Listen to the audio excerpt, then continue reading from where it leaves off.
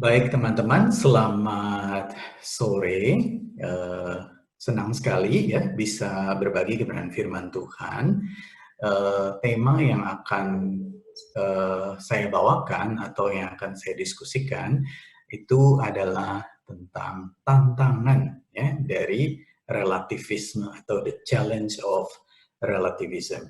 Tadi Johan sudah singgung ya di depan ya beberapa hal tentang relativisme itu apa dan bagaimana kita menyikapinya. Teman-teman, ini sebenarnya waktu kita membahas tentang relativisme ini sendiri, kita tidak memposisikan diri untuk menghakimi, begitu ya, tidak. Gitu. Tetapi tujuannya adalah sebenarnya kita ingin mengerti. Ya, jadi kita mau mengerti sebenarnya kita berada di tengah-tengah zaman yang seperti apa, gitu. Dan apa dampaknya terhadap baik itu iman kita maupun relasi kita, ya, pengambilan-pengambilan keputusan, gitu. Kita mau lihat juga contoh-contoh relativisme, dan sehingga dengan demikian kita jadi lebih bijak. Bagaimana kita sebetulnya sebagai anak Tuhan tuh kita tetap bisa menempatkan diri dan kita bisa bersaksi bahkan kepada teman-teman yang lain. Baik, sebelum kita bahas lebih lanjut, mari kita buka firman Tuhan ya. Kita mau baca dulu dari Yohanes pasal 14, ya, ayat 1 sampai ayat yang ke-7. Yohanes 14 ayat 1 sampai ayat yang ke-7. Saya akan bacakan untuk kita semua ya. Ayat 1, janganlah gelisah hatimu. Percayalah kepada Allah, percayalah juga kepadaku. Di rumah Bapakku banyak tempat tinggal. Jika tidak demikian, tentu aku mengatakannya kepadamu. Sebab aku pergi ke situ untuk menyediakan tempat bagimu, dan apabila aku telah pergi ke situ dan telah menyediakan tempat bagimu, aku akan datang kembali dan membawa kamu ke tempatku. Supaya di tempat di mana aku berada, kamu pun berada. Dan kemana aku pergi, kamu tahu jalan ke situ. Kata Thomas kepadanya, Tuhan, kami tidak tahu kemana engkau pergi. Jadi bagaimana kami tahu jalan ke situ? Kata Yesus kepadanya, akulah jalan dan kebenaran dan hidup. Tidak ada seorang pun yang datang kepada Bapa kalau tidak melalui aku. Sekiranya kamu mengenal aku, pasti kamu juga mengenal Bapakku. Sekarang ini kamu mengenal dia dan kamu telah melihat dia. Baik teman-teman yang terkasih, nah tadi Johan juga sudah singgung ya. Jadi kalau teman-teman ada pertanyaan gitu atau selama mendengarkan firman Tuhan mungkin juga terbersit ada sesuatu dua hal yang ingin ditanyakan, teman-teman bisa klik ya di chat box, itu ada Slido, dan nanti akan linknya akan langsung menghubungkan kepada Slido pertanyaan. Teman-teman bisa memasukkan pertanyaan-pertanyaan itu di sana ya. Bisa bentuknya anonim ya, mau masukkan nama juga boleh, bebas gitu. Nah, teman-teman yang terkasih dalam Tuhan, izinkan saya sharing terlebih dahulu. Ada seorang pemuda, ya, seorang anak Tuhan yang baik, dia ingin bersaksi ya, kepada temannya yang belum percaya kepada Tuhan Yesus. Nah, seperti kita tahu bahwa di universitas itu biasanya sangat ditekankan atau sangat di-encourage untuk satu semangat yang disebut sebagai yang namanya free thinking spirit.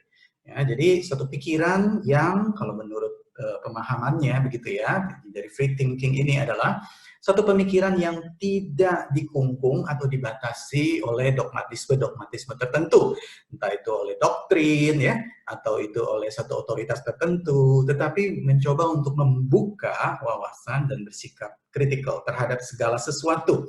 Jadi pada dasarnya sebetulnya adalah itu bersikap skeptical sekaligus kritikal. Nah, si pemuda ini ingin bersaksi kepada temannya di dalam situasi yang seperti itu. Lalu dia berkata bahwa Yesus adalah satu-satunya jalan keselamatan. Dia Tuhan yang datang ke dalam dunia, menjadi manusia, mati di atas kayu salib menebus dosaku dan dosamu. Dia satu-satunya jalan keselamatan. Lalu temannya itu berkata, ya nggak apa-apa, baik, terima kasih untuk informasinya. Saya terima itu sebagai satu informasi. Kamu sudah sharingkan itu kepada saya appreciate itu.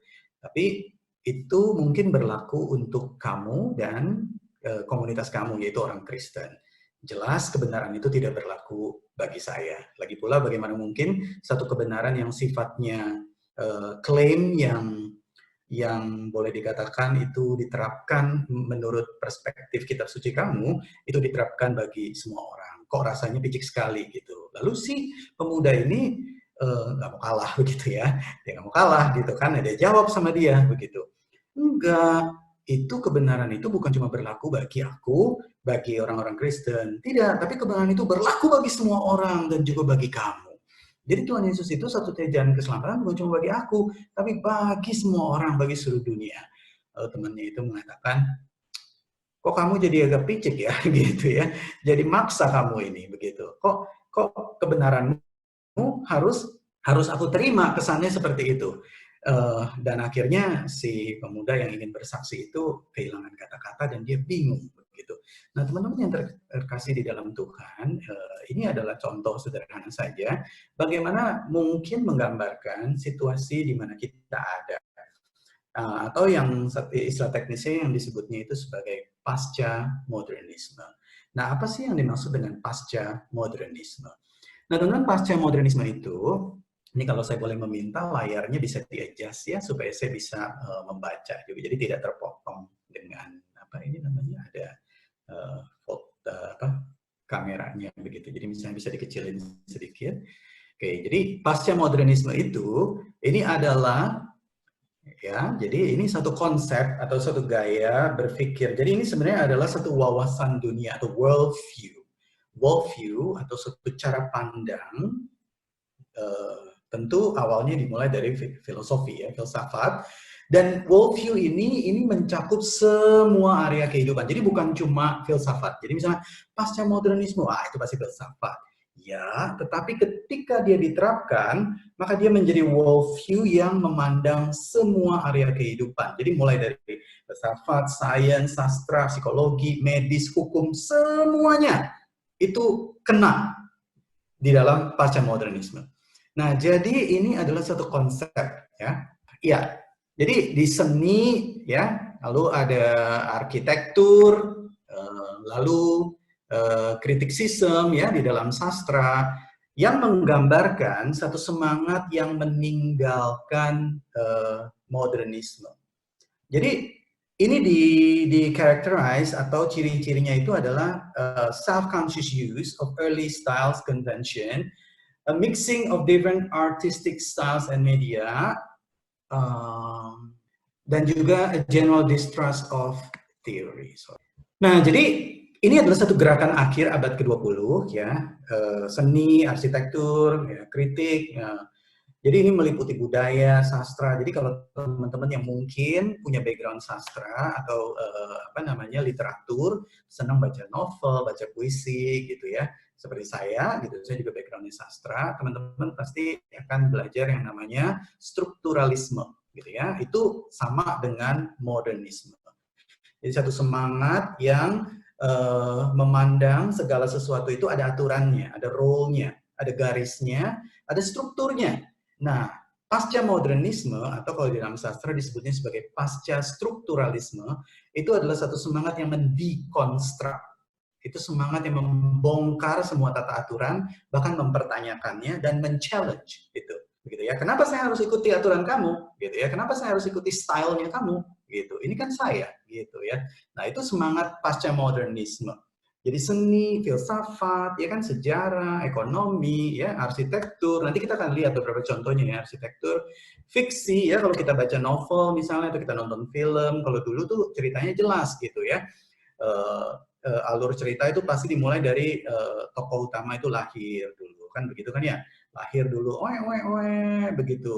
Zaman dahulu kala dia lahir gitu kan. Nah, habis dia lahir lalu alurnya itu naik, itu rising. Lalu biasanya masuk ke konflik, gitu kan? Ada masalah, ya, ada masalah. Dia bertemu dengan masalah. Si tokoh utama itu struggle, ya kan, protagonisnya. Lalu tiba-tiba ketemu dengan antagonis. Nah, antagonisnya ini yang membuat hidup dia sengsara. Lalu protagonisnya itu terus berjuang, begitu kan? Nah, akhirnya dia menjadi round character, gitu. Karena dia terus-menerus berjuang. Dia belajar value dari kehidupan. Nah, ketika dia belajar value dari kehidupan, lalu akhirnya dia menjadi satu protagonis yang baru, begitu kan? Begitu, karena dia ketemu antagonis, gitu. Nah, antagonisnya itu kalau dalam cerita yang alur, ini ceritanya cerita modernisme ya. Kalau cerita modernisme, udah jelas lah antagonis itu pasti jahat dan kalah ujungnya, gitu. Karena jagoan selalu menang, kan gitu. Tapi kalau di dalam cerita pasca modernisme, nggak begitu. Kita kadang-kadang nggak bisa nebak siapa yang menang, kadang-kadang kita nggak bisa nebak yang mana jadi hero, yang mana yang protagonis, yang mana yang antagonis. Kenapa? Sebab protagonis itu bisa disebut protagonis dalam perspektif tertentu, dalam konteks tertentu, antagonis bisa menjadi protagonis bahkan gitu dalam konteks tertentu. Jadi akhirnya bisa dilihat konteksnya tadi yang seperti Johan bilang, tergantung di dalam kultur mana, tergantung di dalam konteks mana, tergantung kamu melihatnya bagaimana, akhirnya segala sesuatu menjadi relatif. Nah, itu di dalam fiksi, termasuk kritik sastra begitu ya. Nah, jadi pasca modernisme ini sering dikaitkan dengan yang namanya dekonstruksi dan pasca strukturalisme yang tadi saya sebutkan ya. Nanti saya akan bahas lebih lanjut lagi. Boleh lanjutkan slide berikutnya. Nah, teman-teman, Thomas Oden, ini Profesor Oden dari Drew University, dia banyak menulis tentang yang disebut namanya paleoteologi ya, atau yang disebut sebagai namanya paleoortodoksi. Nah, paleoortodoksi itu adalah satu teologi yang kembali kepada ancient atau kembali kepada patristik. Tetapi dalam konteks ini, Thomas Oden tuh maksudnya mau berbicara tentang apa sih pasca modernisme itu? Nah, pasca modernisme itu menurut dia itu sebenarnya adalah satu rentang waktu yang menandai bahwa modernisme itu mati, gitu, sudah mati. Jadi teman-teman bisa bedakan ya. Nanti saya akan tunjukkan lagi beberapa slide yang akan meng-compare antara modernisme dengan postmodernisme. Nah, jadi menurut Oden, postmodernisme itu ketika dia muncul itu menandai bahwa modernisme itu mati. Nah, maksudnya modernisme itu adalah periode yaitu antara 1789 ya, abad 18 sampai abad 19. Nah, postmodernisme itu muncul kira-kira abad ke-20 awal dan 20 akhir sampai sekarang. Nah, kemungkinan banyak tokoh mengatakan ini kemungkinan akan sangat amat lama berakhirnya. Kenapa? Karena pasca modernisme ini adalah satu semangat atau worldview yang paling meng-cater, gitu ya, yang paling mengusung atau memuaskan hasrat dari fallen nature dari manusia. Kenapa? Karena di dalam pasca modernisme itu manusia itu menjadi God, gitu ya. Dia bisa menentukan segala sesuatunya dan tidak ada yang namanya absolutisme di sana, begitu. Baik, yang berikutnya. Nah, ini adalah contoh di dalam apa namanya arts ya. Jadi kita tahu kalau ada lukisan ya kan gitu ya, ada garisnya, ada gambar ya, ada warna di situ, lalu kontras warna. Nah, ini walaupun sebenarnya agak-agak sedikit ini tidak terlalu abstrak sebetulnya ya, walaupun ini agak sedikit abstrak, ini adalah mungkin lebih ke ekspresionis gitu loh. Jadi lebih ke bagaimana si pelukis itu ingin mengekspresikan perasaannya, tetapi juga agak mendekati naturalis. Walaupun kalau di naturalis kita bisa jelas nih melihat detil dari apa itu namanya itu tiang pohonnya, gitu kan ya, batang-batang pohonnya detil sekali, warnanya pun sangat dekat dengan yang aslinya. Nah, tetapi kenapa ini kok jadi begini ya, gitu ya? Bawahnya itu cuma oret-oret, begitu kan? Nah, ini sebenarnya adalah dia ingin mencoba keluar dari naturalisme, dari yang ada patternnya, gitu. Ini contohnya, gitu. Nah, ada yang lebih ekstrim lagi, contoh dari pasca modernisme. Nah, ini contoh yang lain ya. Ini kalau melihat gambar ini apa kira-kira ya? Nih kalau bisa ada feedback ini ya kalau apa tatap muka langsung begitu biasanya nih langsung pendengarnya apa yang audiens menjawab gitu ya, ini apa ini tapi di Zoom kita agak sulit. Saya pernah menanyakan gambar ini waktu itu kepada beberapa pemuda ya atau audiens yang waktu itu ikut, ada yang bilang katanya gitu ya, bising katanya, dia kasih judul bising. Kenapa? Habis gajahnya teriak katanya gitu. Yang kedua ada yang bilang nyanyian alam. Wah, begitu ya. Karena si rusanya itu harpa begitu ya. Macam-macam dah. Nah, kenapa bisa begitu? Karena si pelukis ini ternyata sebetulnya adalah dia memberikan ruang atau memberikan kebebasan bagi si penikmat seni itu untuk memaknainya sendiri. Nah, jadi apa yang dimaksud oleh si pelukis itu, akibatnya itu diserahkan kepada si penikmat, gitu ya, atau si pelihat dari pelukis ini, begitu. Ada yang mengatakan, Kak, menurutku ini adalah bicara tentang kesepian, misalnya begitu ya. Kenapa kok kamu kesepian? Itu kan musik semua, apa segala macam. Iya, karena tidak ada manusia di dalamnya, katanya begitu ya. Semua binatang kayak begitu. Terus ada juga yang mengatakan, Kak, ini adalah harmoni, begitu. Bahkan awan-awannya pun itu semua itu menggambarkan not balok. Ini sebenarnya adalah satu musik atau melodi. Jadi sebenarnya hidup kita itu dan seluruh semesta itu sebenarnya adalah harmoni. Ada yang mengatakan seperti itu, ya boleh gitu.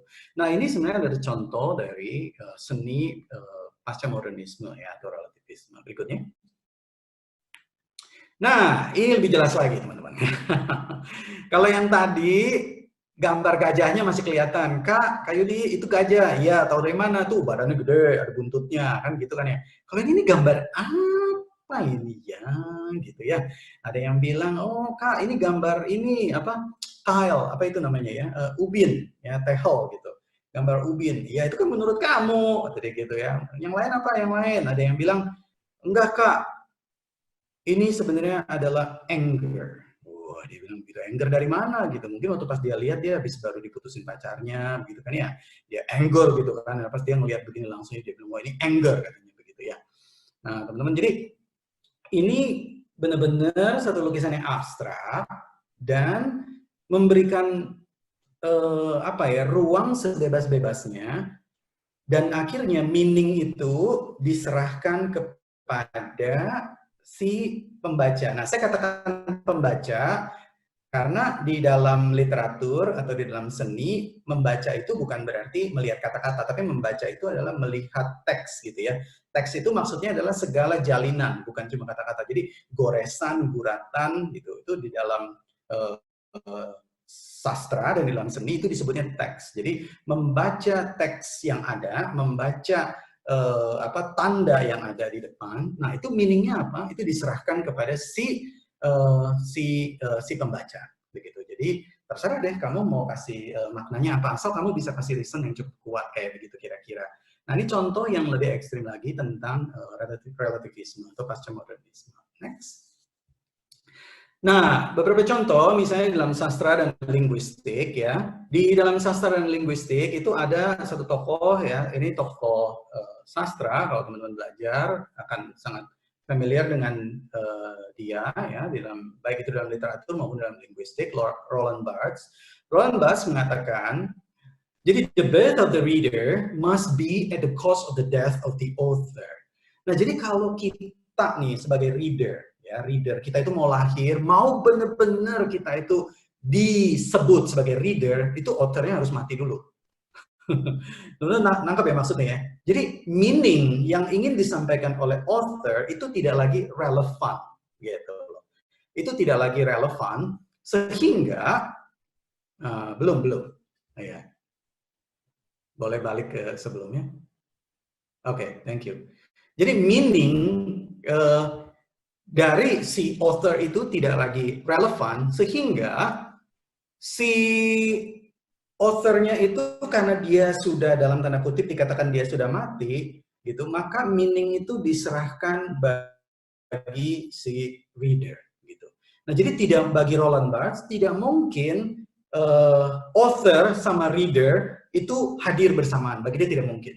Jadi harus authornya itu dead dulu, baru reader yang disebut sebagai pure gitu ya, pure reader yang tidak dikungkung gitu kan, yang free gitu, maka disebutnya free thinking reader. Itu baru bisa lahir setelah authornya mati. Jadi benar-benar dibabat semua itu authornya.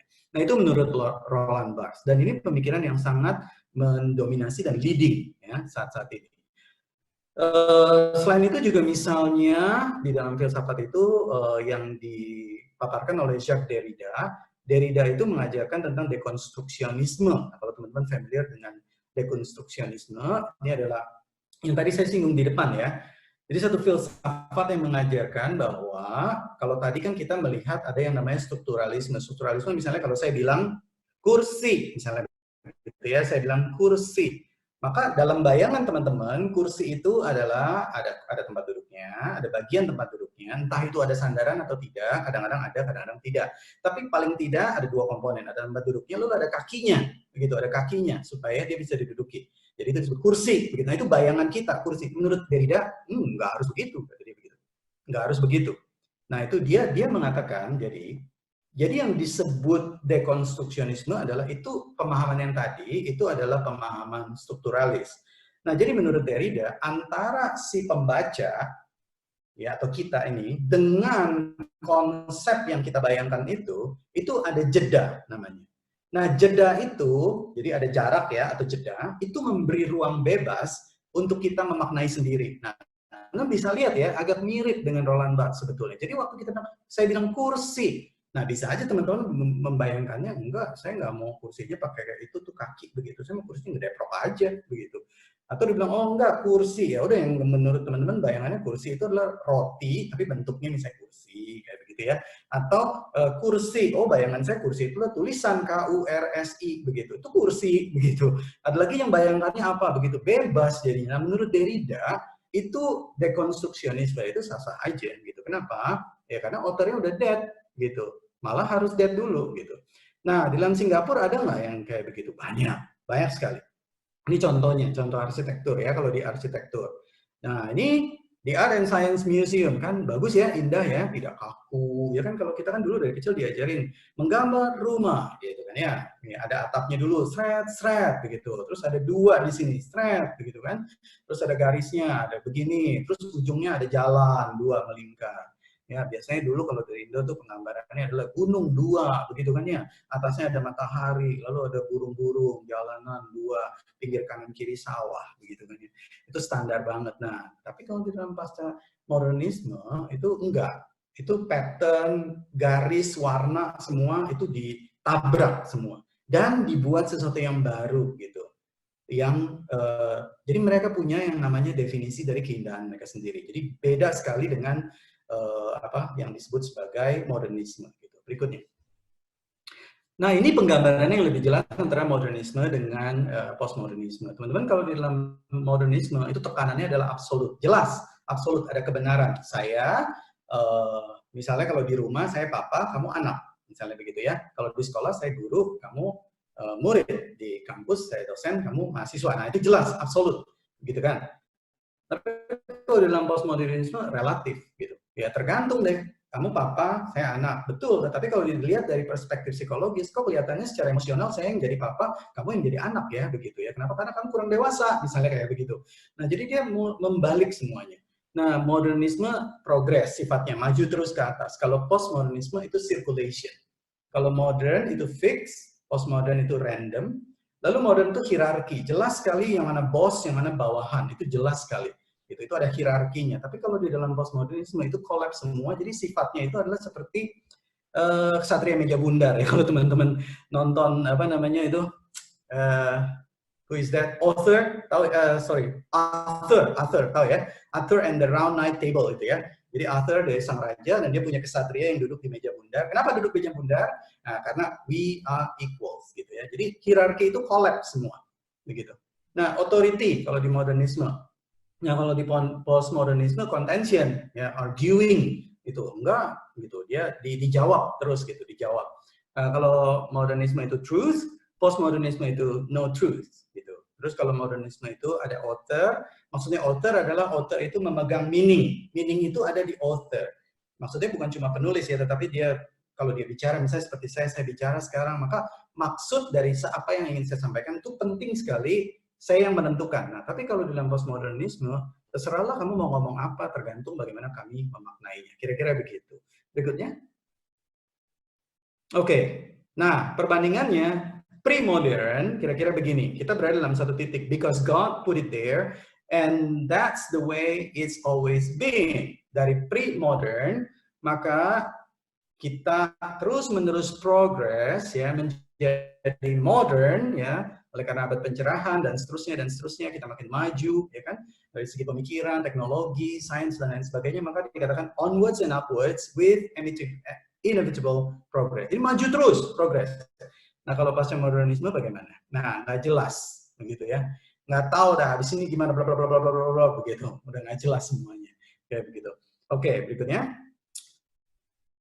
Nah, sekarang kita mau lihat apa dampak dari pasca modernisme atau postmodernisme. Nah, teman-teman terhadap nilai atau terhadap value, dampaknya jelas kalau kita nih sekarang sedang berada di dalam pasca modernisme, maka value yang dijunjung tinggi itu adalah relativisme dan individualisme. Kenapa saya katakan relativisme? Coba saja misalnya kita keluar dan berkata, misalnya kepada teman kita, misalnya waktu tadi seperti tadi Johan singgung ya, misalnya tentang LGBT, bisa kita katakan tentang LGBT, lalu kita bilang LGBT is sinful, misalnya begitu ya, lalu langsung dia akan mengatakan, astagfirullah, kamu ini sikapnya picik sekali pemikiran kamu, begitu. Sekalipun misalnya orang tersebut dia tidak atau bukan seorang LGBT, begitu ya, dia akan tetap mengatakan, kamu nggak bisa mengatakan itu dosa atau itu salah, begitu tergantung bagaimana kamu melihatnya, misalnya begitu. Nah, jadi itu yang dijunjung tinggi, sehingga kebenaran itu yang disebut sebagai yang namanya kebenaran absolut itu boleh dikatakan tidak punya ruang, tidak punya tempat, begitu. Terhadap relasi, apa dampaknya dari postmodernisme? Biasanya superficial, ya, tapi juga menantikan relasi yang meaningful. Kenapa begitu? Karena di dalam postmodernisme itu akhirnya semangat yang muncul adalah individualisme. Individualisme, masing-masing berada pada dirinya sendiri karena disconnect satu sama lain. Nah, tapi unik teman-teman. Karena mereka disconnect, gitu ya. Kenapa disconnect? Karena relasinya superficial. Tetapi anehnya menantikan relasi yang meaningful. Nah, teman-teman, kalau kita perhatikan misalnya ya di dalam sosial media, begitu kan, di dalam komunitas sosial media, kita itu mungkin ya lebih connected saat ini dibanding kita 50 tahun lalu, misalnya belum. Kayak dia aku belum 50 tahun usianya, berarti belum lahir dong, iya kejauhan lah ya. Misalnya 20 tahun lalu, misalnya kayak begitu ya. Misalnya 20 tahun lalu, atau misalnya 15 tahun lalu, kayak begitu. Atau 30 tahun lalu, gitu. Nah, kita itu lebih connected sekarang, kenapa? Karena jadi kita berdiri atau duduk di mana, itu tetap bisa kerja, begitu ya. Ada jaringan internet yang kuat, begitu kan. Kalau kita lihat Nas Daily juga kan di dalam apa itu namanya video-videonya dia mengatakan sekarang yang paling penting adalah bukan lagi tempat, ya kan? Bukan lagi office, tetapi menurut dia yang paling penting adalah kuota dan network internet yang kuat sekali, katanya begitu. Kenapa? Karena dengan itu orang bisa bekerja dari mana saja. Nah, tetapi akibatnya adalah ini adalah satu relasi yang superficial. Kenapa? Karena virtual, gitu. Tidak ketemu, ya, tidak physical, tetapi virtual. Nah, jadi terhadap relasi, mereka menantikan relasi yang meaningful sebenarnya. Meaningful sebenarnya itu maksudnya adalah authentic ya.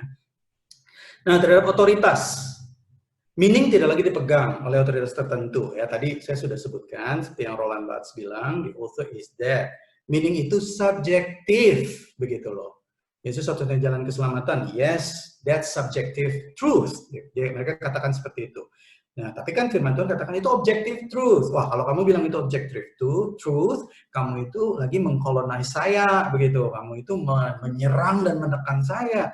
Itu kan kebenaranmu. Nah, itu terhadap otoritas biasanya nggak tunduk, begitu ya. Tidak tunduk dan tidak loyal terhadap otoritas. Kenapa? Karena itu tadi satu sikap yang mencurigai ya, terhadap otoritas. Nah, yang terakhir terhadap kehidupan. Kehidupan itu pasca modernisme itu bergerak cepat sekali.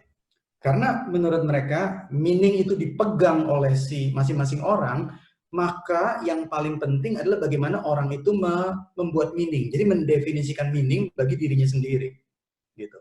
Jadi agak mirip dengan dia bangun tidur, dia bekerja capek dan lain sebagainya. Itu yang utama adalah bagaimana kamu melihat hidupmu berdasarkan perspektifmu sendiri. Kira-kira begitu.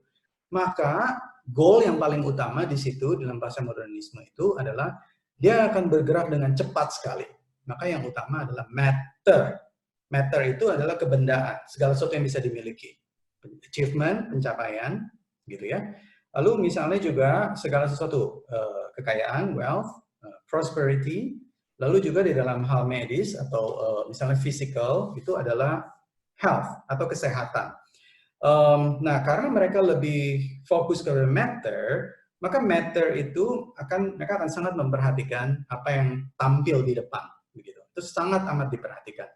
Nah, jadi fleeting, bergerak cepat, matter, dan bukan meaning, begitu. Nah, berikutnya.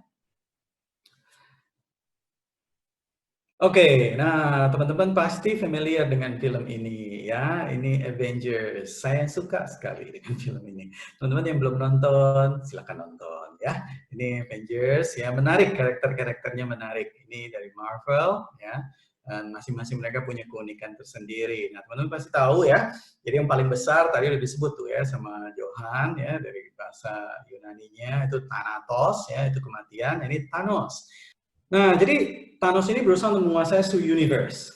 Ya, akhirnya untuk menguasai semuanya itu dia tahu bahwa dia harus menaklukkan ya kan planet demi planet, planet demi planet, planet demi planet gitu. Nah, untuk menaklukkan semuanya itu dia butuh power ya, kekuasaan yang besar sekali dan itu bisa didapatkan kalau Thanos itu memiliki 6 gem ya, 6 apa itu namanya yang disebut sebagai Infinity Stones gitu. Nah, menarik sekali dalam salah satu dialog antara Thanos dengan Gamora. Gamora ini yang hijau ya kulitnya, boleh? Next slide-nya. Oke. Nah, teman-teman, Gamora ini adalah anak angkat ya dari Thanos ya. Jadi ini terjadi ketika Gamora hampir di-sacrifice gitu karena Thanos mau mendapatkan Soul Stone ya, salah satu batunya itu disebut namanya Soul Stone. Nah, untuk mendapatkan batu itu dikatakan Thanos itu harus men-sacrifice satu orang yang menurut dia itu sangat dia kasihi. Wah ya, kita berpikir yang nonton nggak mungkin lah orang sejahat dan sekejam Thanos itu punya orang yang dia kasihi. Orang dia itu cuma maunya mengambil doang gitu, dia nggak punya kasih begitu. Nah, ternyata unik sekali di dalam dialog ini dia mengatakan dia mengasihi Gamora. Gamora berkata, I was a child when you took me. Thanos bilang, I save you. Kata si Thanos ya. Gitu. No, we were happy on my home planet. Gitu. Jadi Thanos ini udah mengconquer planetnya si Gamora, lalu diselamatkan kira-kira begitu. Terus si Thanos bilang, going to bed hungry, scrounging for scraps, your planet was on the brink of collapse. I was the one who stopped that. You know what's happened since then? The children born have known nothing but full bellies and clear skies. It's a paradise, kata Thanos. Gamora bilang, wah, because you murder half of the planet. Gitu. Thanos bilang, small price lah to pay for salvation. You are insane. Gitu. Little one, dia ngomong sama anaknya, it's a simple calculus. The universe has finite its resources. Finite, dia bilang. If life is left unchecked, life will cease to exist. It needs correcting. You don't know that, kata Gamora. Lalu Thanos bilang, I'm the only one who knows that. At least, I'm the only one who has the will to act on it. Dia bilang begitu. Wah, jadi Thanos bilang, aku yang tahu dan aku yang akan bertindak. Malah aku tuh menyelamatkan kamu. Nah, ini adalah salah satu dialog yang menarik antara Thanos dengan Gamora. Nah, teman-teman perhatikan ada nuansa dari relativisme di dalamnya. Ya, nah kita akan melihat yang berikutnya adalah dialog antara Thanos dengan Doctor Strange. Nah, teman-teman tahu ya Doctor Strange dia yang bisa mengendalikan space and time. Gitu ya. Jadi Time Stone itu dipegang oleh Doctor Strange. Nah, Thanos waktu Doctor Strange itu udah terpojok dan udah kalah gitu ya. Lalu Thanos bilang, when we face extinction, I offer a solution. Lalu Doctor Strange bilang, genocide, kamu mau menghancurkan semuanya karena Thanos itu berencananya ya kalau dia snap fingernya maka setengah dari universe itu gone gitu kan, mati. Jadi supaya ada balance kata Thanos begitu. Dan lagi pula aku juga melakukannya random, jadi cukup fair kata Thanos. Random, dia bilang, this passion is fair for rich and poor alike, ya kan? They call me a madman. What I predict came unannounced. Lalu Doctor Strange bilang, congratulations, you are a prophet. I'm a survivor. Who wants to murder trillions? Kata Doctor Strange. Lalu Thanos bilang, with all the 6 stones, I can simply snap my fingers. They will all cease to exist. I call that mercy. Katanya. Wah, kalimatnya bagus ya. Lalu Doctor Strange bilang, then what? And finally, rest. Watch the sunrise on an ungrateful universe. The hardest choices require the strongest will. Wah, teman-teman, kalimat yang terakhir itu membuat saya merinding gitu ya. Waktu saya mendengarkan dan menonton film itu. Finally rest, kata Thanos. Ya, kayak kalimatnya Tuhan. Kan hari ketujuh kan Tuhan rest ya. Finally rest. Dia bilang, watch the sunrise on an ungrateful universe. Aku nih udah kasih kamu mercy. Aku nih udah membuat universe itu balance. Kamu yang merusak universe, gitu ya, memakai semua resources-nya itu dengan tidak bertanggung jawab. Aku yang membuat balance, gitu. Tapi kamu itu tidak grateful. Ya sudahlah, nggak apa-apa. Dia bilang begitu. Dia hanya rest saja. Ini hardest choices. Tapi aku punya strongest will. Dia bilang begitu. Nah, slide berikutnya. Maka yang menjadi pertanyaannya adalah siapa hero-nya? Apakah Avengers yang kerjaannya itu berantem, menghancurkan monster, begitu ya, begitu kan? Apakah Iron Man, begitu ya? Karena Iron Man itu kan agak arrogant sedikit, jadi dia punya karena dia cerdas sekali, gitu kan? Apakah Hulk, begitu ya? Karena Hulk itu kan dia itu control by anger, begitu kan? Dia baru bisa dia besar, bisa kuat sekali karena dia itu dikuasai oleh anger. Tapi mereka menghancurkan ini, menghancurkan itu, menghancurkan ini, menghancurkan itu. Kami bilang, Thanos, yes! Gitu kan ya. Thanos yang jadi hero. Kenapa? Karena Thanos itu keep the balance, teman-teman. Gitu. Thanos ya dengan senyum dia begini kan, dia bilang, nih karena aku berani berkorban, berani menempuh resiko yang paling keras ini, di mana semua Avengers itu tidak berani, dia bilang begitu. Aku yang turun tangan, aku yang jadi hero, dia bilang. Ya, tapi, nah itu teman-teman, dialog yang tadi itu yang Thanos bilang dia rest begitu kan ya, lalu dia melihat universe itu yang ungrateful universe itu ending dari apa namanya Infinity War itu kayak begitu gitu. Saya waktu nonton itu gregetan banget begitu ya. Kok endingnya kayak begitu gitu. Jadi benar-benar memang si Thanos ini jadi hero-nya. Tapi kita yang udah nonton di Avengers Endgame kita tahu bahwa itu langsung itu turning point-nya dibalik begitu. Nah, jadi kita mau melihat apa di sini sebenarnya?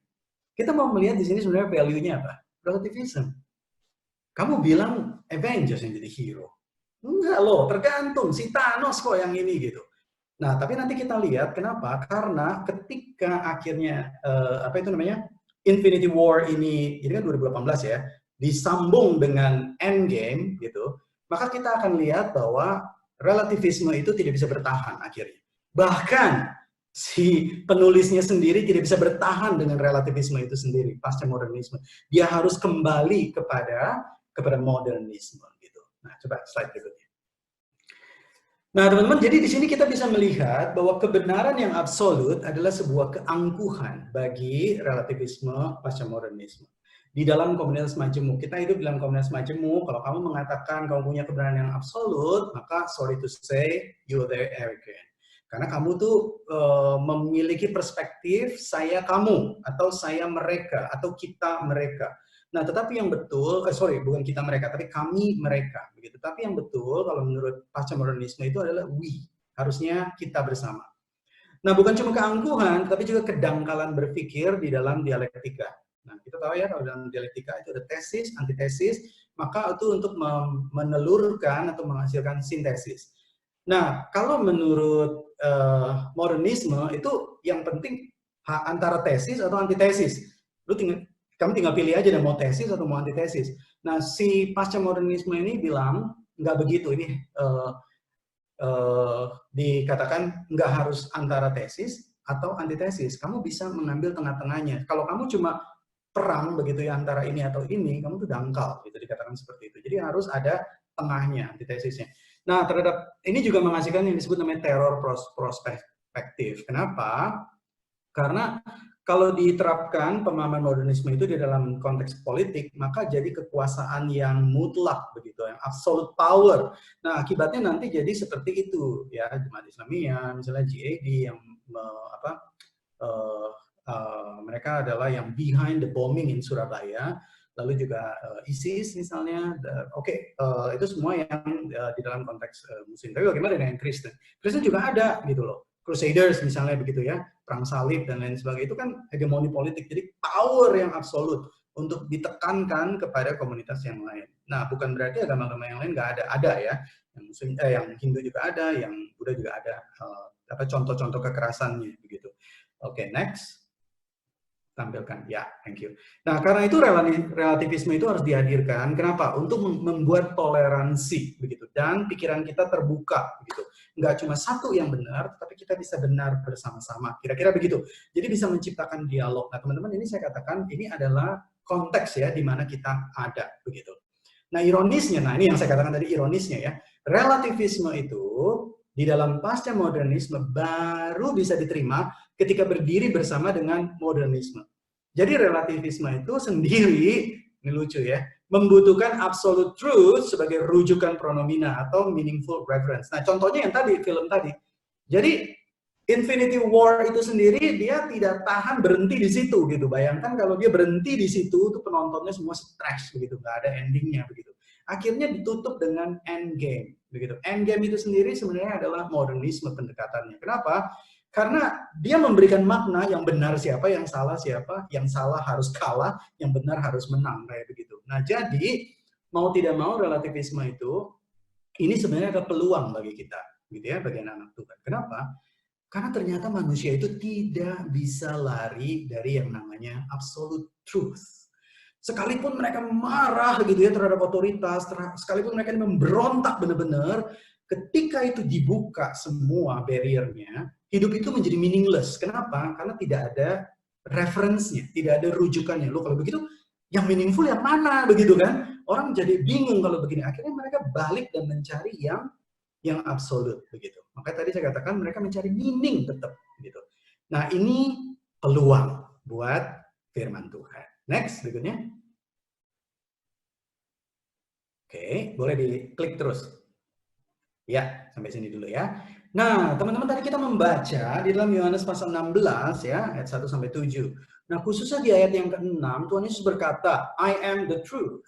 Ya kan? Nah, waktu dikatakan I am the truth, Tuhan Yesus itu di dalam bahasa aslinya atau di dalam Greek-nya, itu dia tidak sedang berkata bahwa aku itu hidup di dalam kebenaran. Tidak begitu. Gitu. Karena banyak pemimpin-pemimpin agama atau tokoh-tokoh di dalam dunia ini berani berkata, aku itu hidupnya benar, hidupnya baik, hidupnya bisa jadi teladan. Itu banyak yang berani berkata seperti itu. Tapi waktu Tuhan Yesus berkata, I am the truth, itu Greek word, bahasa asli yang dia pakai, itu adalah aletheia, bukan dikaiosune.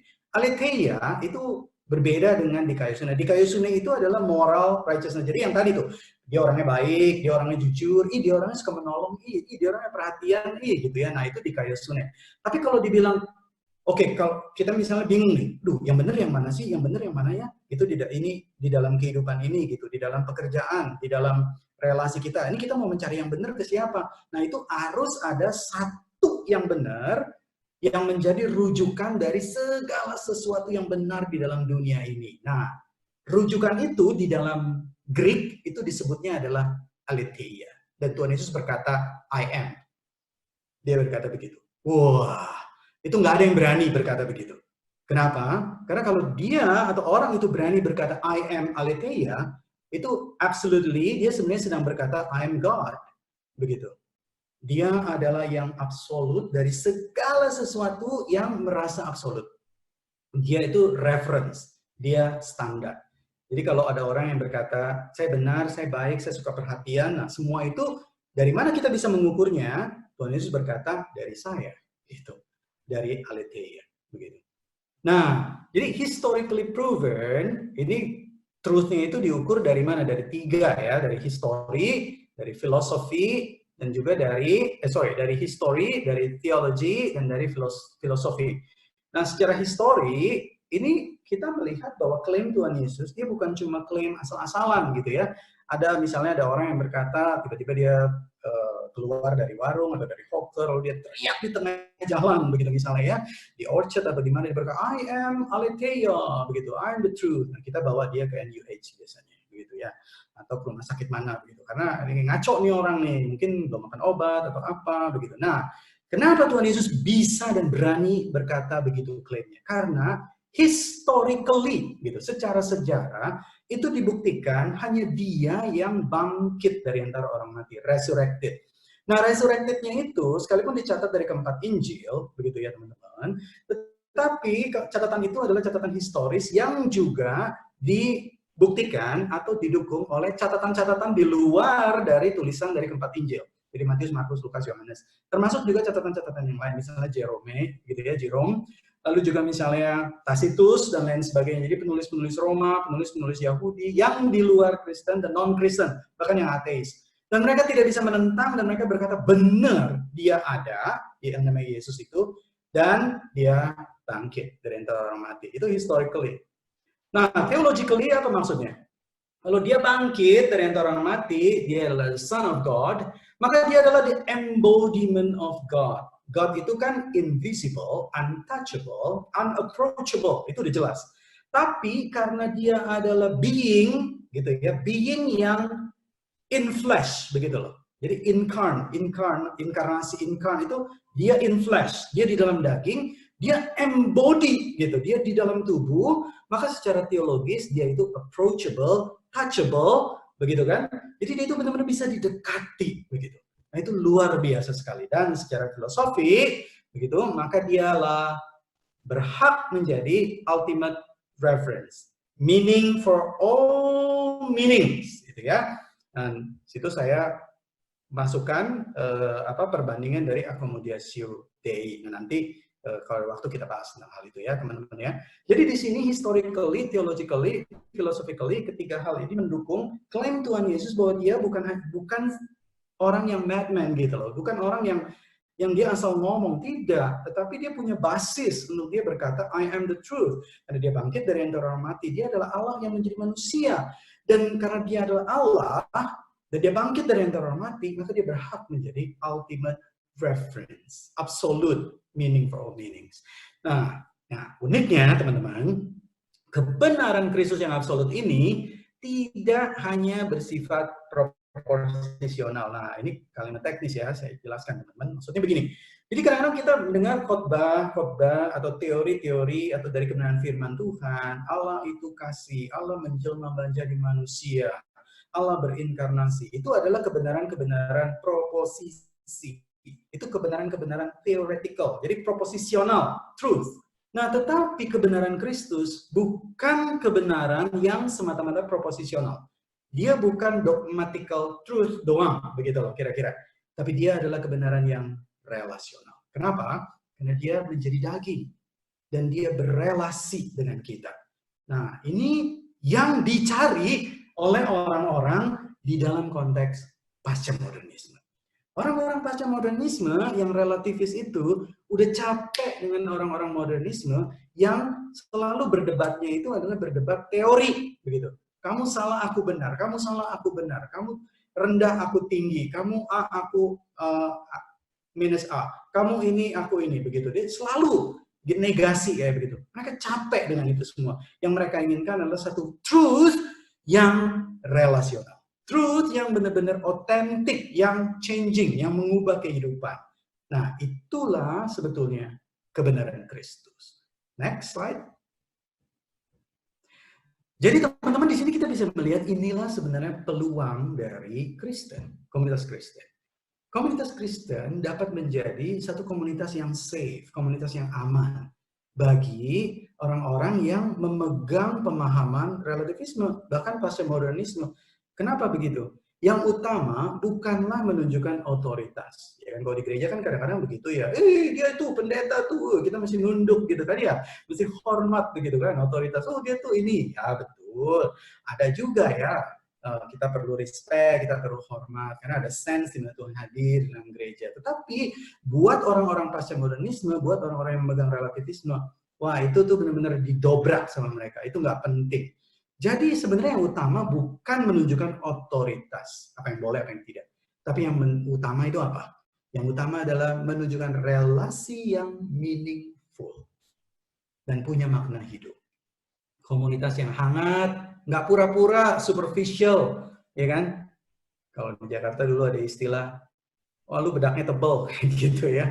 Wah, aduh topengnya tebel banget, gitu, Muna, kayak gitu ya, pura-pura, begitu. Nah, tapi kalau kita bisa menunjukkan yang kebenaran Kristus yang relasional, yang otentik, yang hangat, yang nggak pura-pura, baru kebenaran Firman itu bisa berbicara dengan otoritas relasional, bukan otoritas diktatorial. Next. Nah, jadi teman-teman, peluang kita ketika kita bersaksi di dalam konteks yang seperti ini itu apa? Nah, jadi kita kesaksiannya juga harus shifting.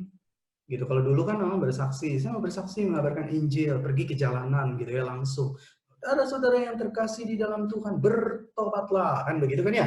Bawa Alkitab terbuka begitu kan, langsung bawa traktat misalnya begitu. Condemn gitu kan, God is condemning you gitu kalau nggak bertobat.